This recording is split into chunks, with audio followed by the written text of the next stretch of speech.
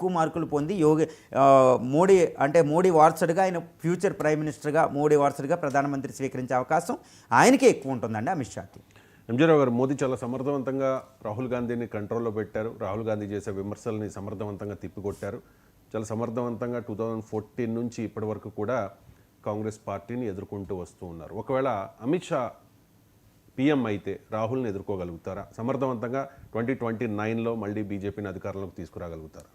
అదండి ఇక్కడ చాలా ప్రధానమైన విషయం. ఎందుకంటే బీజేపీ మోడీ తర్వాత ఎవరిని వారసత్వ నాయకుడిగా తీసుకొచ్చినప్పటికీ మోడీ తర్వాత ప్రధానమంత్రి పోస్టులోకి బీజేపీకి నాయకత్వం వహించడానికి తీసుకొస్తే ప్రధానమైన ప్రతిపక్షమైన కాంగ్రెస్లో ఉన్న రాహుల్ గాంధీని ఎదిరించగలడా లేదా అనేది ఒక పాయింట్ అండి. అది చాలా ఇంపార్టెంట్. ఎందుకంటే మోడీ ఉన్నంతకాలం అసలు రాహుల్ గాంధీ విన్ను లేదు. ఆయన కాంగ్రెస్ చరిత్రలోనే అతి లోయెస్ట్ 44 సీట్లకు వచ్చేసింది, తర్వాత 52కి వచ్చింది, తర్వాత ఇప్పుడు 99కి వచ్చింది. అంటే లోయెస్ట్ పొజిషన్కి వెళ్ళిపోయింది అనమాట కాంగ్రెస్. అంటే మోడీ ఉన్నంతకాలం రాహుల్ గాంధీ యంగెస్ట్ నాయకుడైనా ఆయన ఏ యొక్క వ్యూహం కూడా రాజకీయ వ్యూహం పనిచేయలేదు. కాబట్టి మోడీ సరిగ్గా ఎదుర్కొన్నారు. ఇప్పుడు మోడీ తర్వాత వచ్చే నాయకత్వం, మోడీ రిటైర్మెంట్ ఎప్పుడవుతారా అని కూడా రాహుల్ గాంధీ ఎదురు చూస్తారు. ఎందుకంటే మోడీ ఉన్నంతకాలం తనకు అవకాశం లేకుండా పోయింది కాబట్టి.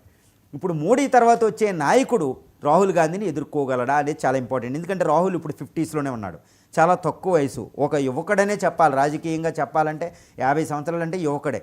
ఇప్పుడు అమిత్ షా వస్తే తట్టుకోగలరా అంటే ఆల్రెడీ అమిత్ షా రాహుల్ గాంధీని ముప్పు తిప్పలు పెట్టిన విషయం. అంటే ఇక్కడ మోడీ రాహుల్ని ఎదుర్కొన్నాడు అంటే వెనకాల మోడీ యొక్క ఈ అమిత్ షా యొక్క వ్యూహం ఉంది, అపర చాణుక్యుడే అనేది మనం గమనించాలి. యూపీలో ఇన్నిసార్లు అధికారంలో తీసుకురావడం ఏంటి, వెస్ట్ బెంగాల్లో మమతాని తర్జన్ చేయడం ఏంటి, సదరన్ కర్ణాటకలో ఎలక్షన్లో విన్ సాధించడం ఏంటి, అక్కడ మహారాష్ట్ర విన్ ఏంటి, మధ్యప్రదేశ్లో విన్ ఏంటి, రాజస్థాన్లో విన్ ఏంటి, హిమాచల్ ప్రదేశ్ ఎన్నో రాష్ట్రాల ఎన్నికల్లో అంటే చూడండి 2014లో బీజేపీ మోడీ ద్వయం వచ్చినప్పుడు ఎన్ని స్టేట్స్లో ఉంది? సగం కంటే తక్కువ స్టేట్స్లో ఉండేది బీజేపీ. కానీ కాంగ్రెస్ని కేవలం 2 రాష్ట్రాలకే పరిమితం చేసి అన్ని రాష్ట్రాల్లో బీజేపీ ఏదో విధంగా అధికారంలోకి తీసుకురావడంలో ఇప్పుడు ప్రధాన పాత్ర పోషించింది అమిత్ షా. కాబట్టి రాహుల్ గాంధీని ఆయన ఆల్రెడీ ఎదుర్కొన్నాడు. కాబట్టి భవిష్యత్తులో ఆయనకి ఇంకా పగ్గాలు వస్తే ఆయన పూర్తి స్థాయిలో ఎదుర్కొంటారు. కాబట్టి రాహుల్ గాంధీని ఎదుర్కోవడంలో ప్రధానమైన ఒక శక్తి అమిత్ షా. అందుకనే రాహుల్ గాంధీ కూడా అనుకుంటూ ఉండొచ్చు ఏమనంటే మోడీ తర్వాత మళ్ళీ అమిత్ షా వస్తే మళ్ళీ మోడీ వచ్చినట్టే.